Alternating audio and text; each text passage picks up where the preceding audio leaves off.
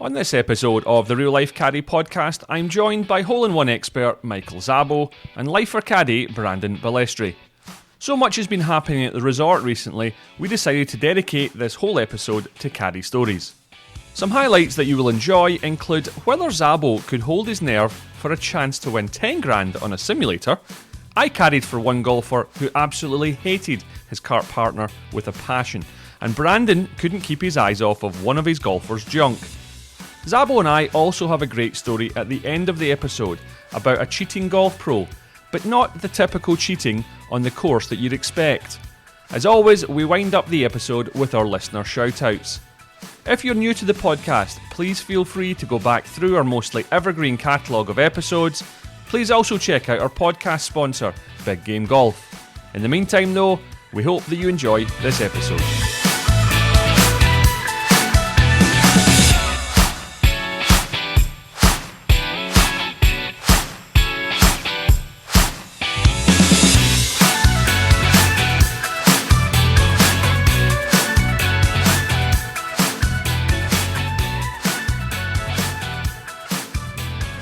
It's another episode of the Real Life Caddie podcast. This one is going to be dedicated purely to caddie stories because it's been a number of weeks since myself, Zabbo, and Man Bun have been together. Welcome, boys. We're all here. It's good to be We're here. Yeah. The triangle. Lots been happening in our life, huh? Well, briefly before we before we got to the tee on the front nine, I have to mention that I just came back from Oregon recently. We had Jim Atwell's service after his passing, which was absolutely a great dedication to Jim Atwell. So everything went well. They did a little Fleetwood Mac medley. The pianist at the church created a whole Fleetwood Mac melody because that was at Jim's request, and they actually played it. Nailed it. It was amazing. Is that his favourite band? That's wonderful. It is, yeah. He was a diehard Fleetwood Mac fantastic. guy. Yeah, it was amazing. So Down here at the Monterey Shopping Centre. What's it called? Del Monte Shopping Center. Yeah, there you go. Yeah. About 7 or 8 years ago, they had these tribute bands. And I went to see Fleetwood Mac. Fleetwood Mac, were they good? Did they nail it? Nice. Brilliant. Nice. That was really good. Well, that's great. And you made it back safely. I did make it back safely, yeah. And that was just after a trip back to the East Coast to Rhode Island. So, yeah. Are you sure you're not just making this up and you weren't actually down at Disneyland? I was not, but we are headed back, not in the near future. Mike had too much fun on the adult rides. Is that why you keep smoking? Is it to deal with the stress of going down there? It is very stressful, and menthols help quell that stress, yes. You see the colour of the cord for his microphone? That is Newport Green. Marlboro Smooth, get it right. No, that's Marlboro Smooth is more like a you're gonna keep a talking shimmery like this. sky blue. Yeah, sky blue. My wife's gonna believe that I'm actually smoking if you keep. I am not smoking, and I haven't smoked in many years. Well, you must be hanging about with caddies that do smoke because you always reek of smoke when you get come out in of here. here! Get out of here! I'll tell you what I would like to start with. This was an epic loop I had. Now, we did have a lady on a couple of episodes ago, and previous to that, we'd been giving a lot of kudos to the women. Is that correct, Zabbo? Would you agree that we were... A lot of kudos. We have to respect the women. They're an integral part of the game. So very shortly, I think it was the day after we gave women the thumbs up, I ended up getting a corporate job. So this was an incentive trip where we're going to call it Joanne. Okay. Not her real name. Names changed for story purposes. Exactly. Yeah. And a guy called Mike. And Mike was there because he sold a bunch of something. Okay. And Joanne was here because her husband had sold a bunch of something. And he didn't play, but he reneged on playing golf. So jeez. Well, she didn't play golf either. Oh, dreadful. Geez. And straight from the beginning, asking every question. Oh, what club should I hit? Well, you tell me. I've never seen you swing. That's when it started, first tee. She had rental clubs too? No, had her own clubs. Oh, okay. Well, there's a start. But imagine this is 12 hours after we'd been and I'm sitting there going, every time you give someone a compliment, it comes back to bite you. You're just as well saying nothing. Very true, especially when you do it. This guy, well, exactly. They don't get many compliments. This guy, Mike, he was a psychopath. I think he had a very intense stare. He didn't introduce himself to anyone until the second hole. Very, very controlling. Was complaining about the pace of play before we'd even teed off. Well, they're waiting on the group in front of them, Mike. Why don't you just chill out? So he's rolling his eyes to me about her before we get to the first green. So he doesn't really know her at all. He doesn't, never met her. Oh, gotcha. Okay. I thought they all worked together. So you're caddying for the two of them. I've got the two of them. Oh, jeez. He's not liking this at all. Well, before we teed off, she started going, "Where's Mike? Where's Mike? Where's Mike?" And I was like, that's what made me think that she knew him. Yeah. But the names were on the cart. Gotcha. Well, we get to the third hole, and she asks me a question. She shouts across the fairway, because I've just given her a club. Go and hack this along. Yeah, come on, Betty. And she's like, "What am I doing wrong?" And I said, where do we begin? I said to Mike, I went, that's 8 times she's asked me. Yeah. And we're only in the halfway up 3. And he turned to me and he says, "Yeah, wait till I go over to my bag. I'll get some piano string. I'll hang myself from the tree. And then you'll work it out what you're doing wrong." And I looked at him, I went, this is going to be way better than I thought it was going to be. Yeah. Yeah. I like you, Mike. He was wonderful. He was so impatient that he was telling them, "Pick it up. That's good. That's done. That's good. Let's Like go." the other 3 players? The Or other just... 3. Oh, yeah. He didn't even know them. And then he was putting pressure. There was 2 Japanese, you see.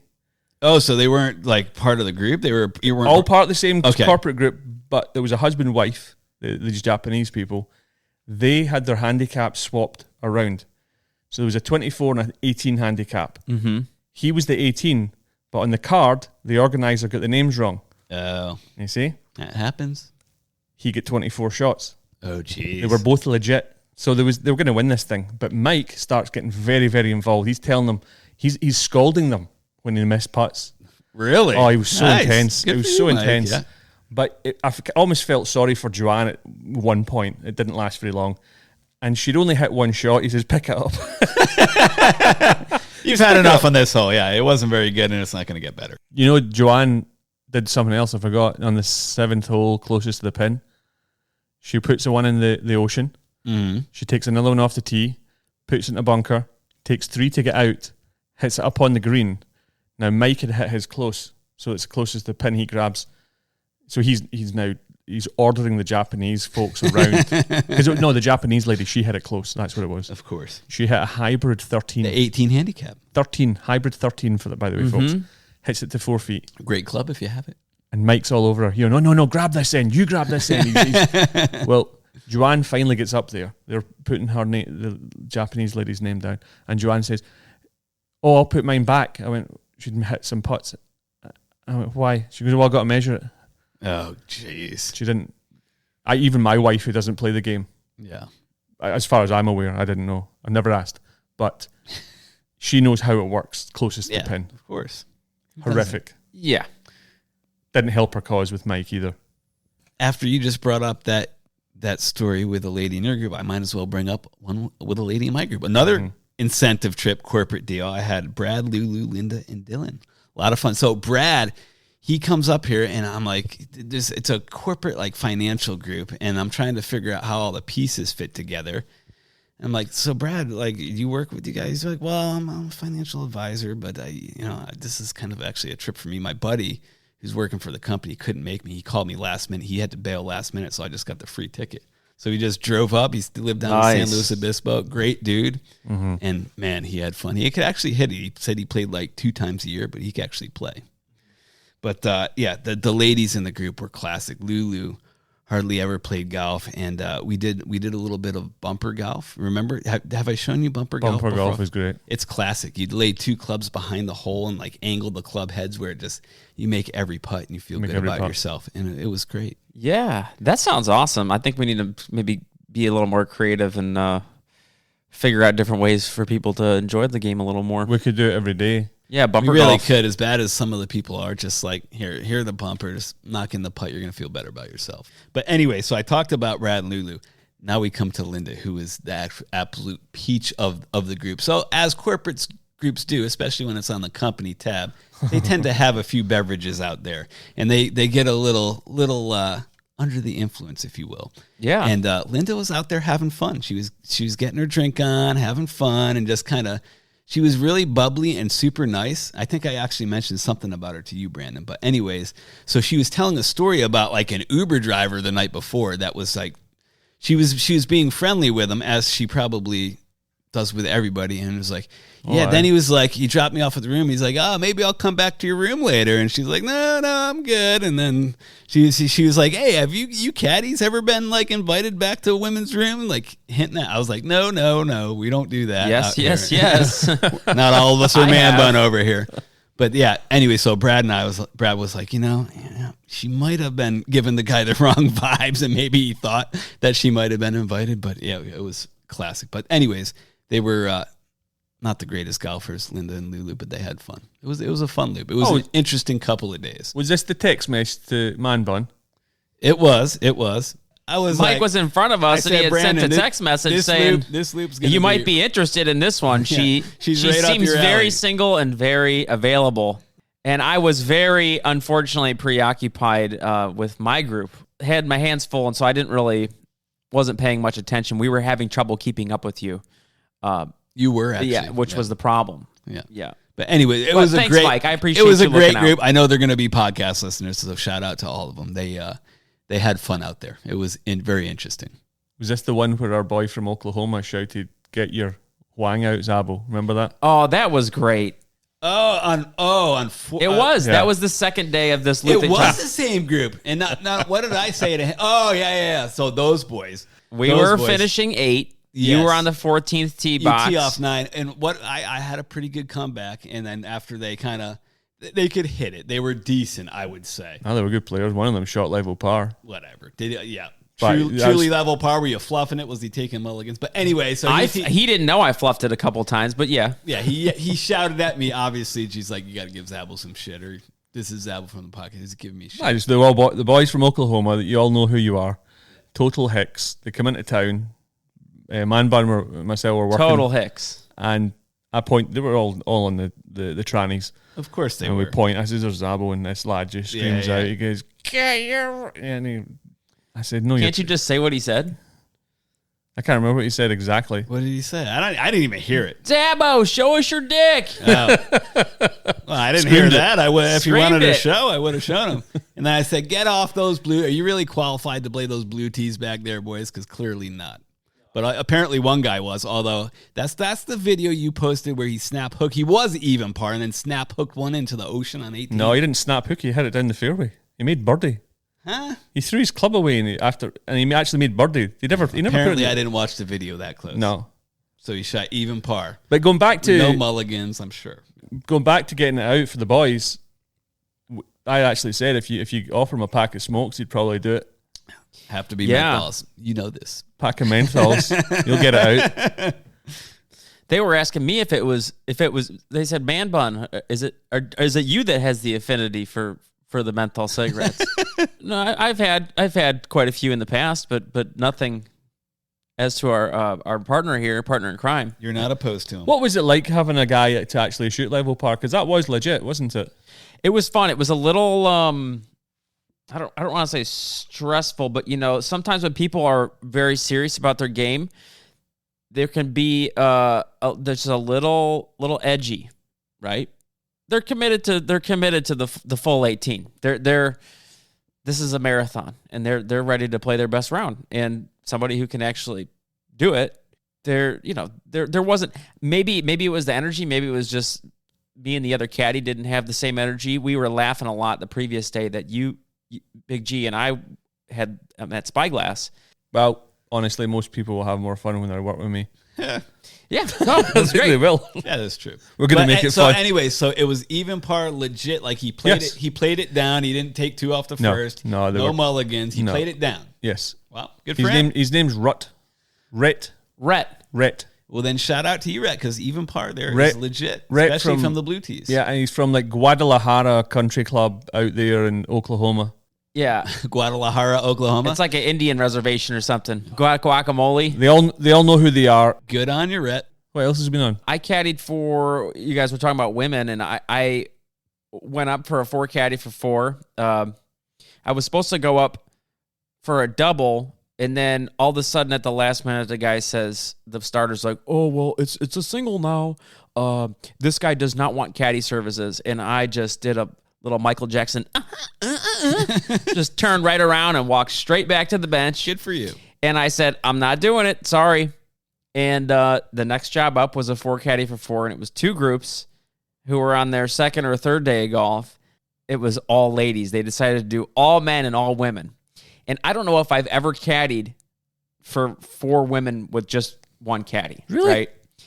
A full 4 caddy for 4 with just 4 women, and I was like, "Oh man, this is." Were you regretting it? Were you wishing you did instant the single? regret? Yeah, I no, wish no, I no, did. not Get me back on that single. No. I just thought, "Oh my god, this is gonna be a nightmare." And they were all very, very nice. I actually fancied the one quite a lot. She was cute. She was my type. How old? Over 60?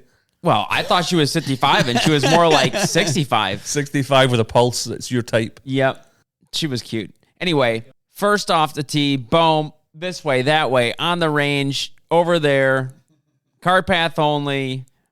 Where's my ball? What should I hit? Where am I aimed at? Where's the hole go? All 4 of them, all at once, simultaneously, and I was like, oh, man, this is going to be something else. But I got through it, and it actually got really good, within just a couple holes, and we had a great time. Yeah, it was fun. I think you have to pull rank halfway down the first hole and just, after you've seen them practice swing and hit the first ball. Right, ladies? I think we'll have more fun just playing a scramble. It's kind of funny, though, with the ladies. It's a little stressful because their longest club goes 130 yards, and their shortest club goes 40 yards, right? And so then they do this thing where it's like, they got 2 wedges, a pitching wedge, a U wedge, and they're all separated by like 5 yards. I was going to say 3 yards. Yeah. Some of them all go the same distance. Yeah, and it's just, they're into it, and you're trying to help them make a decision, and it's like... If I'm in that scenario, the only stress I have is I'm stressed whether I can pretend or look like I'm pretending to care for 5 hours, or if I'm going to give it away. Well, Gordon, I mean... It's just being honest. Yeah, you're good at that. Yeah, great. The best supporting actor. Pretending to care. Pretending to care. Like your coffee cup says. Yes. Big Tony classic. Yeah. I got a brief one, too, that happened a couple weeks ago where we were on the first hole at the Wii course, middle of the fairway, 130 yards out, no wind, playing 130. First hole, I just met the guy. I was like, hey, what's your 130 club? And he looked at me like I was cross-eyed. Like he had no clue what that meant. He's like, well, I mean, sometimes I hit this. I was like, what do you hit 130? He's like, well, it just depends on what. I say, no win, no nothing. What do you hit 100? And still, he just didn't get. Couldn't answer He yet. couldn't pull the trigger on the answer. And that's like, okay, how about this? Tell me what you hit 100 yards.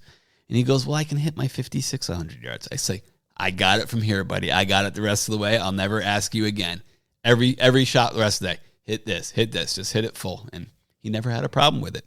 But that drove me. It drove me assertive. You got to be assertive. It drove me kind of nuts. Like you got to know what you hit 130. Like would you hit 130? Oh, you wouldn't know because you only play a par 3 course. Little 9-iron, maybe a full wedge. Yeah, that's a great statement there. Get out. We got we going to get into this. We story? got great membership at the local par 3 executive course. Well, I've transferred. Hey over. man, I'm jealous to be honest with you. They're never going to let me in that place. That's true. That is true. There's a long waiting list. It's a hot ticket over there. They don't want the dirty caddies over there. That's not true. They price everybody out of it now. They raise the prices. I'm not.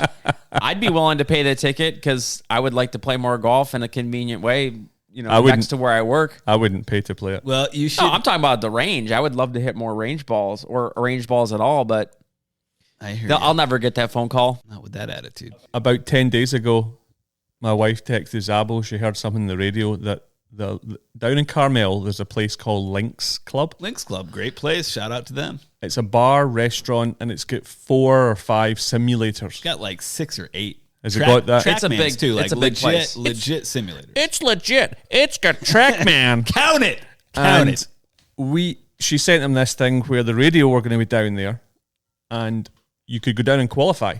Top 25 people can play for 10 grand. It's a hole-in-one competition.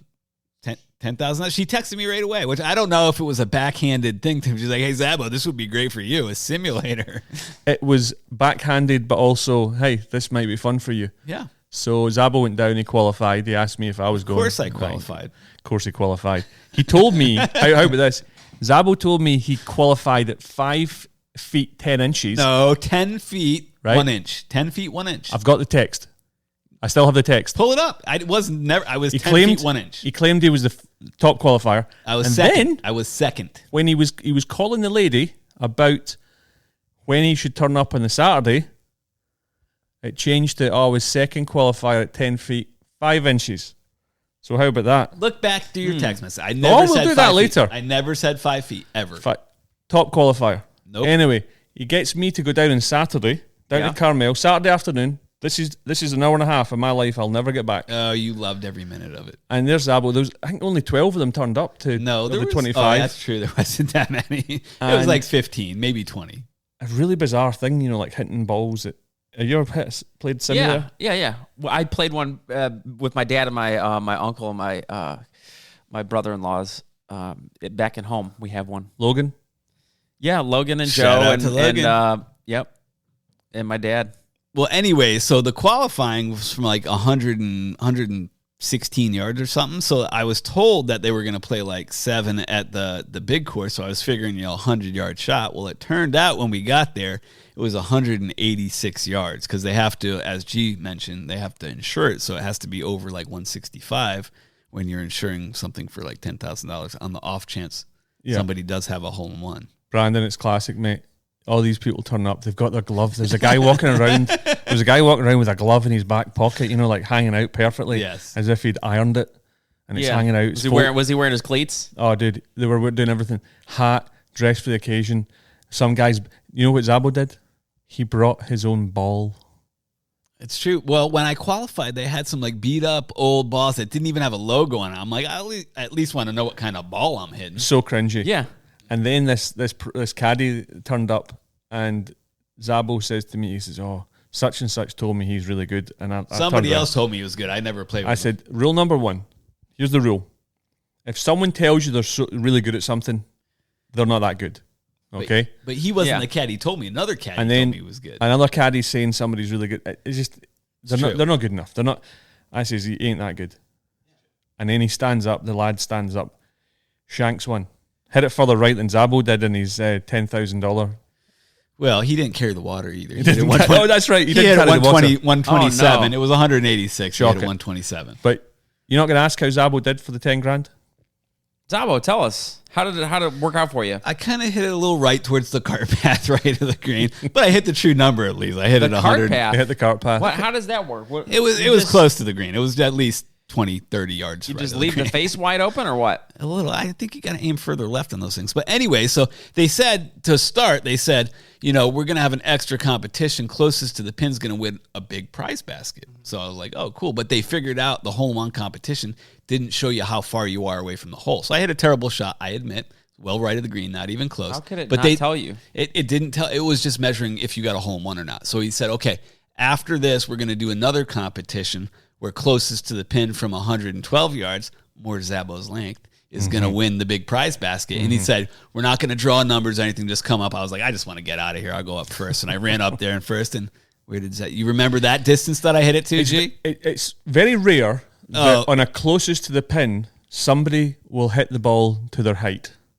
4 foot 10 inches. So Zabbo hit it funny. to exact height. He hit it to midget height distance from the green. 4 foot 10. I'll tell you, and he won it. I'll tell you what the best. Well, wow. Some of the competition. There was an Asian lady there who I think they need to relook at how to create a little bit of buzz and entertainment. Having this lady swinging and missing for about 7 or 8 minutes was not bringing people through the door. I was going to be real upset if she happened to catch one and put it on the green because each one of those swings there was intent. You only got 3 swings. Not a snowball's chance in hell. But I tell you, it was the best part of the whole thing was just predicting what people were going to do. That was fun. We were sitting there like, it's fun. Look at this guy. People Watch him. Look at this guy. Yeah. But no, it's Zabbo. You won it. You got closest to the pin. I did, yeah. What came in the gift basket? A bunch of stuff. I got like two whale watching passes here locally in Monterey. I got 2 restaurant gift cards for $50, 4-pack for Santa Cruz Beach Boardwalk. Lynx Club did right, and the radio station was it KMBY. Yeah, they did right in the prize basket. It was actually probably $400 or $500 worth of stuff. Sweet, great. See, before we take a break, I'd like to tell you about a conversation I had with Zabbo the other day. Right, here we go. We're going down 18. Oh, having a conversation with the player, and he comes across to me and said, "Oh, my player So he'd already told the players, this is how much you have to grease the boys for them to turn up. Yeah, before they showed up, I was like, if you want me to set up caddies, you got to pay this. And he comes across to me in 18. He's had a conversation. He says, do you know how much that guy just told me that his daughter went away abroad to study. She wants her dog. Do you know how much that costs? Home and away, bring it there and back. How much would you think that would cost, Brandon, to ship a dog to and from a foreign country? But not UK. Including the boarding of the dog. No, she's going to take care of the dog. Flight. Just the flight there and back for a dog. $8,000. Close. $10,000. So he tells me 10,000, and he turns to me and goes, "Should have asked him for more money." So damn right. So Zabbo, if you're willing to spend that to ship a dog, maybe I'm underselling myself. I don't know. Am I? I don't know. People throw away money, and sometimes you got to give them a basket to throw it in. Exactly. See, now you're thinking. what we'll do, we'll play a quick ad from our sponsor, Big Game Golf. and we'll be back with Back 9 Caddy Stories. My name's Dave Thompson, and as well as enjoying my own golf, I'm the director of golf at a club outside of Chicago. Now, I love what I do. However, there isn't a day that goes by that I don't hear somebody at the club complaining about keeping score or the results of their golf match. But I think I found something that'll help. The Big Game Golf app. And I've been so impressed with this app that I recommend it to all of our members at the club. The app has so many great features, it's hard to believe it won't be a benefit to every golfer out there. I love the fact that the app allows golfers to schedule an individual or a recurring game. And the number of games available is a huge positive. However, my favorite feature is how Big Game Golf offers 100% confidence in the results. Handicaps and golf courses are integrated with the app, so it doesn't just reduce sandbagging and post-round bitching, it's eliminated, which makes my life so much easier. Why not download the app yourself and find out how it can be a benefit to you and your golfing buddies today? As always, I was just going through my green book, the famous green book, Mm-hmm. and I came across another note. So we're on the 8th hole. That's where we play up to the cliff. Are we back on Joanne? Oh, again? we're back in Joanne Okay. and Mike. Welcome back, Joanne. Welcome back. You were gone for a while, but you're back. And she says, "Oh, the usual. We're waiting, and where are we going? Where are we going?" And it's like, just wait your turn. You got another 10 minutes to wait before we have to worry about this. And Mike turns to me in the cart and he whispers. He says, "Do you know what? Why don't you just tell Joanne to take the cart and drive straight at that terracotta house? And if she sees a cliff coming, just tell her, don't worry, it's an optical illusion, and gun it." Wow. I like that. Mike had a lot of hate in his heart. He absolutely hated this A movie. lot of hate in his heart. Right, Brandon. Let's see. I was caddying for, it was two caddies and two couples. They were from Arizona, real nice people. And this guy, big guy, wearing track pants, untucked shirt. He had the jogger look going, but Mr. Cool. Yeah. no, he was just an old kind of heavy set guy who had gotcha. been through some shit, He was just playing spyglass in his joggers, and it was kind of funny because he was playing the red tees with the ladies, and the other husband was he was a really good golfer, just pretty much like maybe a 2 or 3 handicap. Like, he was impressively consistent, nothing too flashy. But anyway, Kent's been bending over all day in his track pants. Just, how bigger people, especially older people, kind of just bend from the hip, and just the undercarriage is right there, and I'm noticing this. It's hard to not notice. And we're on the 17th tee, and the one lady just bombs one down the middle, and great drive, wow. And then, quickly Ken gets up there and he bends over, and the other wife Ken's wife says, "Man, you got some big knockers today." and I'm like staring at this guy's balls because he's bent right over, full moon. I'm just like, oh my God. Wow. And I look at his wife and I'm thinking, and I tell her, I was like, that's a little, I chuckled and I said, "That's a little personal, don't you think?" And she started laughing because she knew what I was talking about, because she was standing right next to me, but everybody else was chuckling because I think that they were thinking I was talking about something else. Gotcha. So it was a nice little moment between him and me and this guy's wife. You had a moment, yeah. Yeah, we had a moment. I think that's frightening. That is Like very frightening. that that potentially could happen to any one of us, that your body could do that. So much exposure. Yeah. I'm lucky that I'm Scottish, so I probably won't get to the age where, it'll go that size and just start hanging around. Things start hanging off. Yeah. Like the udder on a cow. Yes. Oh, it happens horrendous. as you get older. They droop a little lower. Oh, and having to wear trackies as well. There was always a couple of boys at school where I grew up had to wear the trackies because they didn't make that size. They didn't make the double XL husky. Aye, for your trousers. They actually no school uniform back home. We didn't turn up at school like in this country like a rabble. Yeah, just like right out of bed. I carried for a guy, Ding dong. a podcast listener called Jesse Shepherd from Seattle. He was here with his mates, Sean. There was Dave from Boston. He's actually, I think he was maybe from Rhode Island. Nice. All the scumbags are from Rhode Island. Good part of the world. No, they're not. And great little state. Guy called Richie. Oh yeah, I know Richie. Yeah. Richie from Rhode Island. Yeah, I know Richie. So he wasn't. They were. These guys were. I'm trying to remember where they were from, but it wasn't there. Richie asked me a question. He hit the ball up in the air. He skied the ball off the fifth tee, and he then said, "Did that come down?" I said, "As opposed to what? Stay in the cloud." Of course it came down. Yeah. I mean, you don't see it straight ahead of you. But Jesse, he probably gets the bell end of the week. Actually, I haven't had one for a long time. He gets in a bunker. He asks for his A wedge, and I said, "Ooh, an A wedge. I'll bring you my 58 degree tomorrow. I have a bunch of wedges here. You can have it." Mm-hmm. I'm thinking he maybe broke it or he lost it. He forgot it, so he hits his A wedge, and we get to the next hole. And I said to him, he's in the bunker again. I said, "You should. I'll definitely bring you that 58." He says, "I've got a 58 in the bag." I says, "Why are you not using it?" He says, "Well, we don't have back home. We don't have steep bunker faces, so I just hit my A wedge." Oh, you're not back. And he's home, and he says, "In my defense," I says, "There is no defense." You're not. He says, home. "You're not in Seattle. Yeah. You're not in the state of Washington." He's like, "Back home we don't have high faces and bunkers, so that's why you use the A wedge." So I had to go back, get back and get the 58. I says, "People are dumb." Did he hit it properly when you gave him the 58? He got it out. Of course he did. Well, there you go. He kept on hitting the A wedge into the face of the bunker. You got to use the right tool for the right job. Absurd. Absolutely absurd. And he knew straight away. He said, "Oh no, that was a kiss of death for me." Yeah, next episode you do, I'm just going to be calling me. I said, "Yes, you are the bell end of the week, Jesse." You brought it back. Good job, Jesse. We had a group of 8 guys, and I'm kind of drawing a blank on where they were from, but this was a couple weeks ago. There was a lot of things that happened in those 2 days, none of which that were all out of the ordinary. But the one guy had a kind of a little bit of a hissy fit on the 18th hole at the Wee course, and he may be a listener now. I think he said he was going to listen to one of them. So, but we're throwing you under the bus. We're throwing you under the bus here.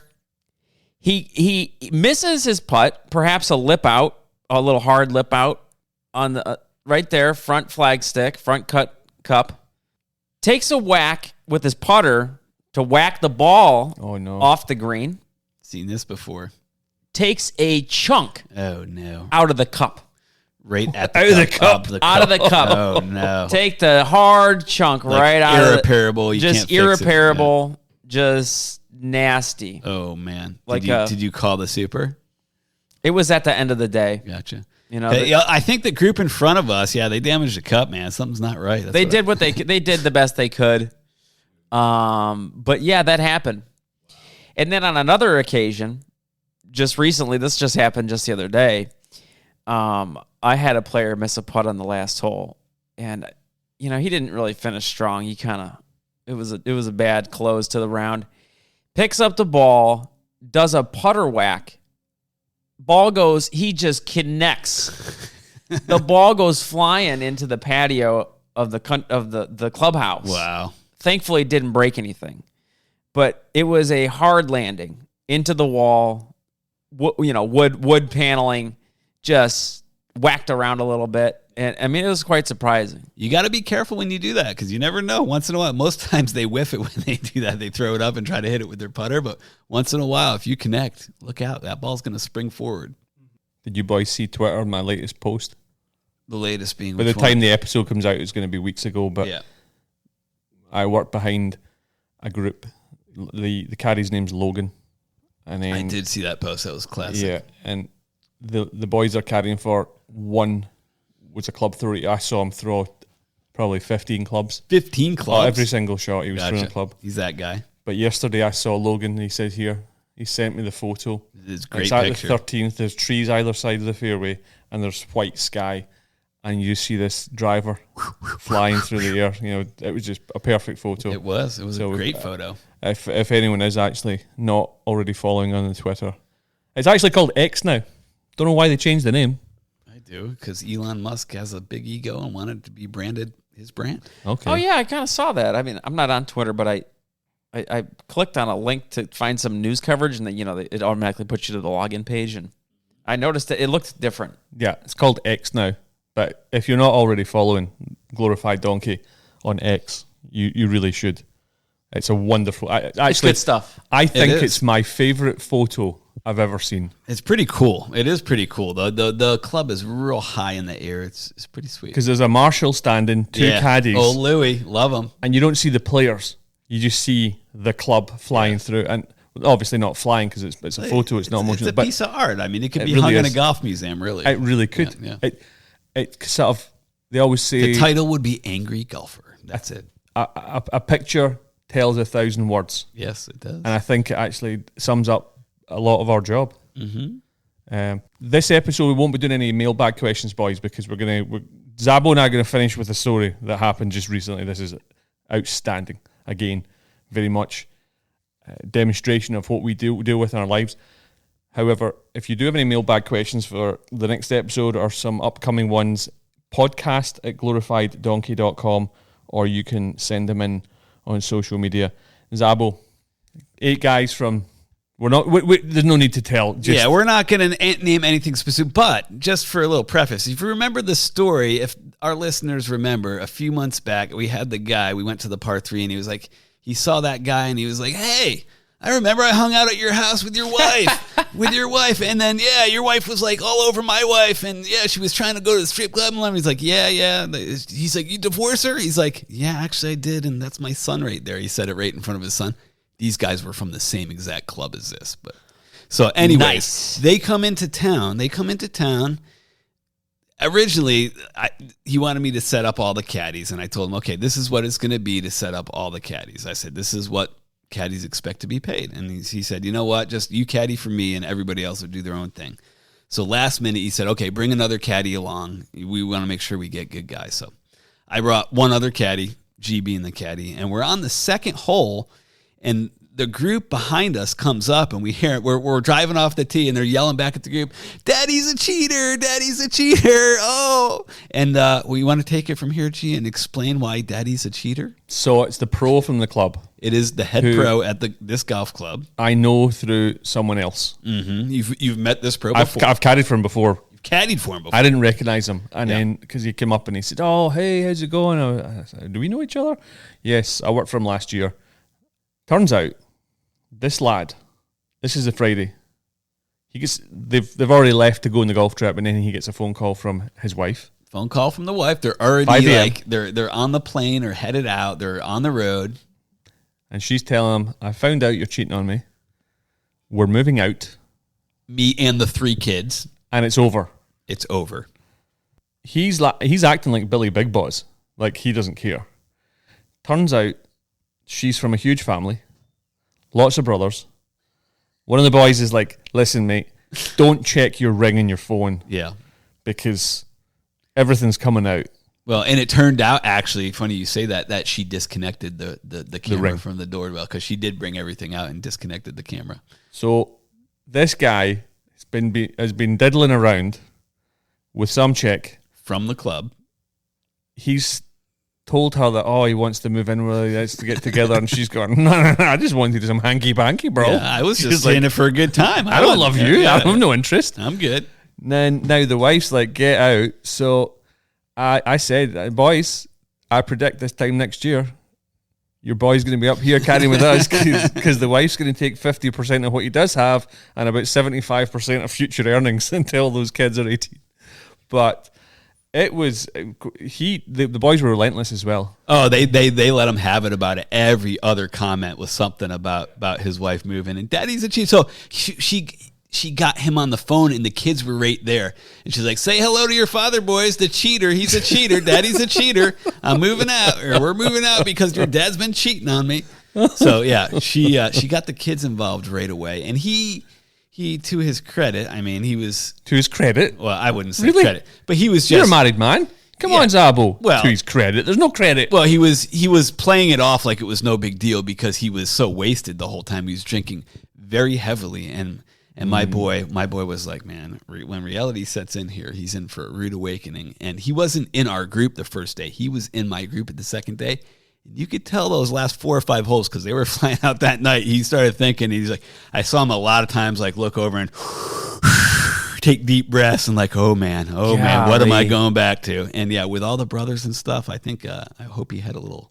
Can you security imagine with him. that? Right, of all the things that people have gone back to after a golf trip, that's got to be up there as one of the worst. The worst. Oh, heading home. These boys are all happy. They're going home. They can finally sober up a little bit. But this guy, oh man. The problems were just getting started. Well, he was getting worried yesterday morning because it turns out he told one member of his club that I've always said this. There's 2 guys out here, 2 caddies out here Loose lips sink ships. that if you want everyone Oh, to know, God. Yep. Zabbo's one Say of the them, word. and Kippen is the other. Yep. I was funny. I was going to say because G's got to be including himself in this. Kippen and Zabbo. You want someone to know something? No, I don't tell anybody anything. Wildfire. Are you kidding me? Absolute wildfire. Right? I tell nobody nothing. He sends me the reports of caddies who've been arrested. Every caddy that's been arrested in this county since 1976. Yeah, I'll do that. I don't tell people secrets though. I This lad he's absolutely shiting himself because he told the wrong guy at the club. and that guy I caddy for all the time. He's one of my boys, and I know that for a fact that he told the wrong guy there. That guy is going to spread it all over the world. So there you go. It's good. We will report Sad. back. We will report back when we hear more information. It's not about going to be good. It's how not it going to be unwinds. But Gentlemen, learn from another man's lesson. there you go. Get the poison out. Just another example of some of the stuff we hear. see some crazy stuff, and that is pretty crazy to have that all culminate like right when he's leaving for his trip. Like, and the rumor was that like she knew about it beforehand and was waiting for that to happen. Him just to leave to know that she had a couple of days to get all the stuff out of the house. Crazy. Empty Crazy. house. I'm surprised she didn't kick him out or just change the locks when he was gone. I think that's probably coming. It's not going to be good. Or maybe she wants to sell the house and get. Well, get good money. luck with that. It could be worse, guys. You could be that guy. Lads, thanks very much for your stories. We have to move on to shoutouts. What do we have? I got to shout out my boy Brad, Lulu, Linda, and Dylan, the people I caddy for. I also got to shout out Justin, Alex, and Ed Reiser. Caddied for them for 3 days. Fantastic family. These 2 boys were laughs. They're a lot of fun. And last but not least, I got to shout out a caddy at Cascada out in Las Vegas. His name is Matt Hanna. Our boy Patrick Chu is out there with Hoon, Hoon of the Kim Crawfords, Hoon and Peter, and said he reminded him of a young Mike Zabbo. So I got to shout out Matt Hanna. I don't think Patrick really knows what a young Mike Zabbo was like, but anyways, he thinks he I reminded can tell him. you what a young Mo Sabo is like. Yes, please. You talk about menthols, booze. Well, I just remember this one time I picked up Michael from his home. Where was that? What town in Florida was that? Sarasota? It was in Sarasota somewhere, and we had a pack of amps, 6-pack of Amstel lights, and I think Mike drank at least 4 of them before we left the house. And we headed up. That to was Tampa, my beer of choice. Yeah. Headed up to Tampa to the Was it a the raise? Hard Rock Casino. Oh and yeah. hammer time. Do you know we what got hammered? Every Yeah. time you mention your time with Zabbo in Florida, I see Zabbo sweating like that golf Yeah. pro, Yeah. thinking about going back home. Bro, I'm telling you. Yeah. This guy was not a young Mike Zabbo. Let me tell you. Patrick, you don't know what a young Mike Zabbo was like, but thank you. And thanks for Matt said he's going to be listening. He's actually heard of the podcast. So Perfect. shout out to you, Matt Hanna. That'll be. Yeah, the boys from Oklahoma. We had a great time. Thanks for having us for dinner and drinks and stuff. That was a blast. Legends, yeah. Nick the Greek. His name's Nick Samaripas. He's actually not Greek, but he's known as Nick the Greek. Nick and Sam. Yeah, and my other guy, Colby So Nick's actually a podcast listener. He has been for a long nice. time, and he was part of the Oklahoma boys. And Magic Michael and his Japanese linen pants. Oh, dude, we never even got on to how this the boy red was clothed. pants, the plaid pants. You didn't see the ones in the first day. Why? No, I seen pictures. He told me they were Japanese linen. I thought maybe he got them from like a Goodwill store. like a Goodwill store, but I didn't see him in person though. This lad turns up. I'm carrying for him the first day, and Colby asks if I can bring my golf clubs because his clubs haven't turned up. He's the only one. Everyone's coming from Oklahoma. This guy's coming from New York. New York City. He's originally from Texas, and I thought all the bags hadn't turned up because the way he was dressed in the first tee, he was wearing baggy, kind of what a painter would wear.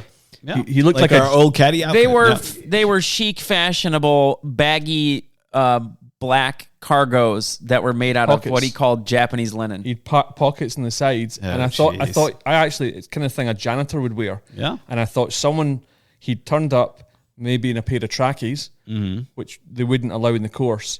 And he maybe said to the pro Scrap shop, those can you in the grab me back, something? yeah. And that was all they had. And I said to him, is that all they had in the pro shop to give you? He says, what do you mean?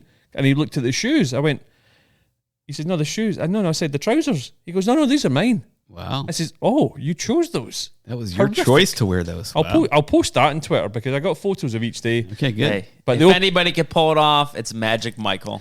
Yeah, nobody could pull that off apart from Bob the Builder. Colby, Nick, the whole Oklahoma crew, absolute legends, wonderful. Rhett shooting par at Pebble. Billy Owens, he's been a long-term listener, and I wanted to give his Rampage Fishing Charters again. I wanted to mention them. Oh, is that Billy Owens? Yeah. He's a big fan of all my hole-in-ones, too. Shout out to you, Billy. Really? Rampage Fishing Charters. You ever been on a charter fishing trip? No, but I'm thinking about going. I want to go to Michigan. I have a couple times. He's down in Key West in Florida, so if any podcast listeners, golfers, are in the Key West area, you fancy some fishing, contact Billy. Rampage Fishing Charters. The last shout out for me, it goes to a guy called Chris, and he's in Prestwick, back in Ayrshire where I'm from. He runs Saltire Golf Tours. If you're interested in going out there, saltiretours.com. Okay. Chris is a listener. Shout out to you, Chris. Loves the podcast. As he should. We got to head on. Thank you for turning up, Brandon. Good lad. Cheers. You're off to the Big D? I'm off to the Big D. Gonna go home, go play some golf with my friends that I've known for forever. Nice. Childhood friends. One of them's getting married. And I'm gonna play some golf with Logan and my other brother-in-law Joe. Sweet. So yeah, looking forward to it. Zabbo, many thanks for your time again. We'll be back very soon. We will. Thank you. Guys, if you're not on the social media, please follow us. Glorified Donkey. If you have any mailbag questions, send them in. podcast@glorifieddonkey.com. But until the next time, get out, enjoy your golf, but more importantly, keep it humble.